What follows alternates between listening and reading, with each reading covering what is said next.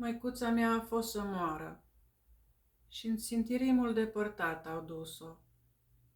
Singur către seară, în odăiță i-am intrat.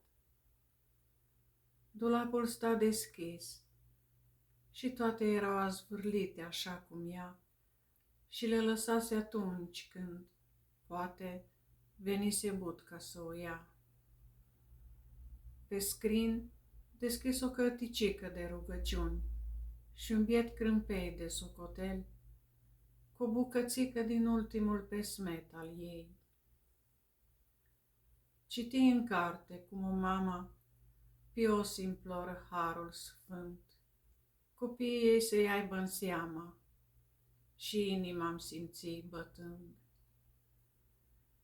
Simțeam cu umede pleoape durerea în mine arzând închis și-am apăsat, rupând aproape, la pieptul slovele ce-a scris.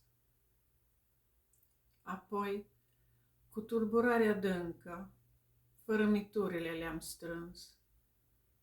Să fi știut că mor și încă le-aș fi mâncat și amar am plâns.